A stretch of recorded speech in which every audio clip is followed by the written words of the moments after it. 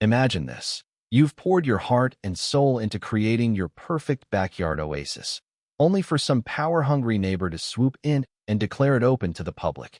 That's exactly what happened to me, Michael Thompson, a 45-year-old garden designer who'd finally found solace in a rundown house on the edge of Silver Pond 8 years ago. Back then, the place was a fixer-upper, but that view-endless water shimmering under the sun made it worth every blister and late night. I'd turned the yard into a sanctuary, with wildflowers tumbling down to the shore, a cozy stone patio for evening reflections, and a lush green slope that felt like an extension of my soul. It was my way of keeping Emily's spirit alive. She'd passed from illness 4 years earlier, and she'd always said the pond's calm was her happy place. Honoring that kept me going. Our neighborhood, Oak Ridge Estates, was one of those polished suburbs where folks waved hello, and the homeowners association kept things tidy, simple stuff like yard upkeep and quiet hours. That all flipped 3 years back when Elizabeth Harper took over as HOA president. Liz was a sharp-tongued ex-corporate exec in her late 50s, always decked out in crisp outfits and pearls, like she was presiding over a boardroom instead of backyard barbecues. Her sidekick, Susan Bennett, the VP, bobbed her head to every word Liz uttered, like a puppet on strings. It started on a humid August afternoon last year. I pulled into my driveway after a long day consulting on a park project, and there they were, a group of rowdy 20-somethings lounging on my pondside lawn. One guy, with messy dark hair and swim trunks, had his phone set up on my hand-laid boulders, broadcasting live about this epic pond paradise. His buddies had blankets spread out, a cooler leaking ice, and trash from what looked like an all-night bash. My blood pressure skyrocketed, but I kept cool. Hey, folks, this is private land. Mind packing up? The streamer later, I learned his name was Alex Rivera, shot me a smirk. Relax, man. Antlers cleared it. New HOA policy says this spot's shared for guests. Totally legit. His crew chuckled, and I felt my fists tighten. This wasn't random, it reeked of setup. I tried talking sense, pointing out my deed made it crystal clear, my property, my rules. But Alex waved me off, claiming Liz had docs proving otherwise. They finally left when I mentioned cops, but not before Alex ranted to his viewers about the greedy local hoarding the pond. That night, I stormed to Liz's immaculate Victorian down the block. She answered in a silk robe, already rolling her eyes. Michael, I figured you'd whine about Alex.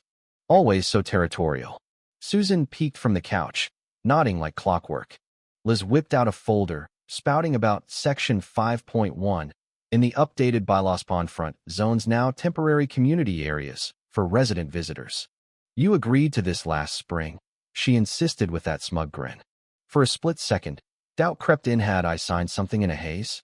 But no, I'd never hand over my haven. The next day, I pored over every scrap of paperwork, deed, original HOA rules, amendments.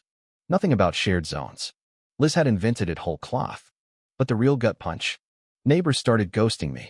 The Millers, who'd borrowed my tools countless times, avoided eye contact. Old Mrs. Reynolds, whose roses I'd pruned for free, suddenly had no time for chats.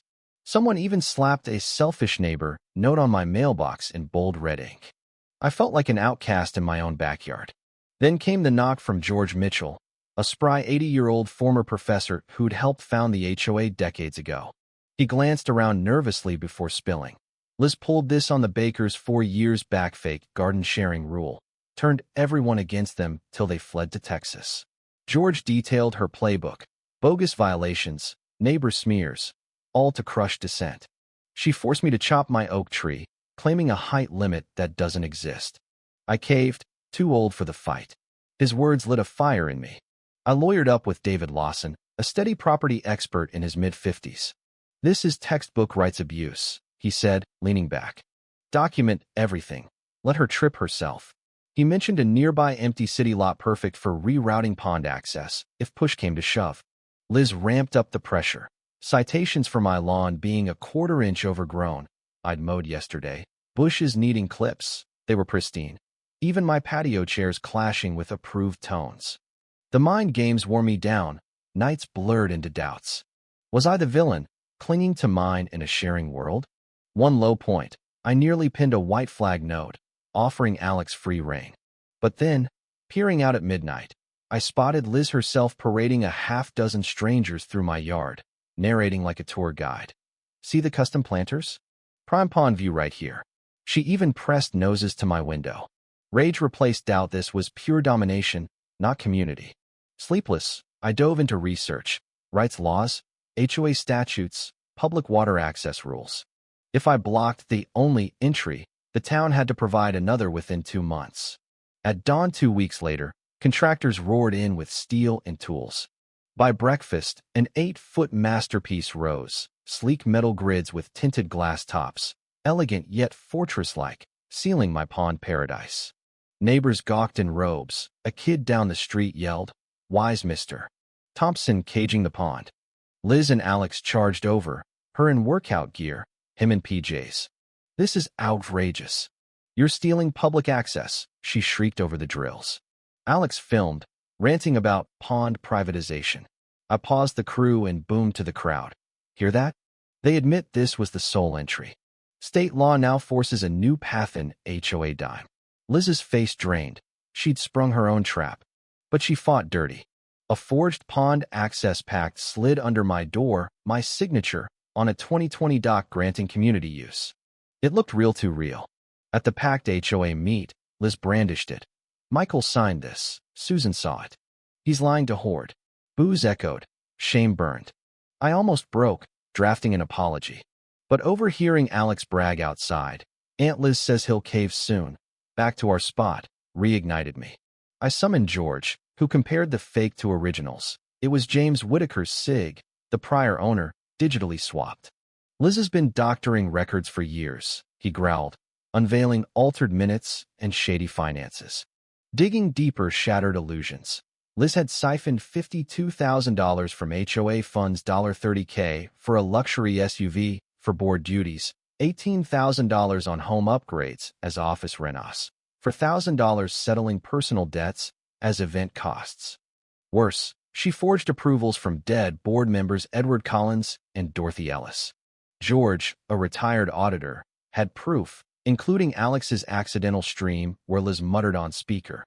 "Pull from reserves. Forge Edward and Dorothy's since they re-gone. Who's checking?" Nausea hit. This was felony-level rot. David urged cops, but I craved public reckoning. At the overflow emergency meeting, I played the tape. Gasps turned to fury. Margaret Reynolds, Edward's widow, wept. "How dare you defile my husband's name for your greed?" Susan stammered denials, scrambling away. Alex cracked. "She paid my bills from HOA cash, said it was fine." Liz exploded. "I slaved for you ingrates. I earned every penny." The room boiled over. Resignations demanded, charges called for. The November trial buzzed with locals and press. Prosecutors hammered with records, forgeries, testimonies. George laid out the timeline. Margaret's tears swayed jurors. Alex flipped fully. She manipulated me against Michael. Liz's rookie defender, Robert Klein, flailed, blaming my selfishness. David countered with photos.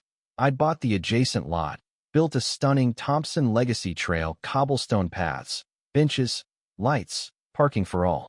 Safer, prettier than before. Susan, guilt-ridden, handed over incriminating emails. Judge Evelyn Carter, a fraud-busting veteran, didn't mince words. Guilty on embezzlement, fraud, forgery.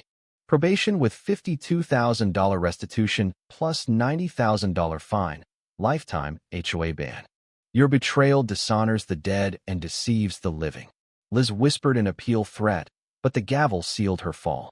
6 months on, Oak Ridge thrives. George leads transparently. The trail's a hit, drawing families and healing rifts. Neighbors apologize profusely, the Millers with dinners, Reynolds with pies. Even Alex showed with a potted fern and regrets. I was blind. You taught me respect. Liz. Sold out cheap, fled to family in Nevada, scraping by in retail. My fence. Now draped in vines, a blooming beacon of resilience. Evenings on the patio, pond whispers mix with kids' laughter from the trail. What started as war birthed unity. But here's the controversy. Was I right to build that fence, forcing the HOA's hand and exposing corruption, or did I escalate too far, turning a neighborhood spat into a criminal saga? Should HOA presidents face stricter oversight? Or is this just overreach by busybodies? Would you have surrendered your slice of heaven for community harmony, or fought like hell? Drop your hot takes below. Did I go too far? Like if justice hit home, subscribe for more real-life showdowns, and comment your wildest neighbor nightmares.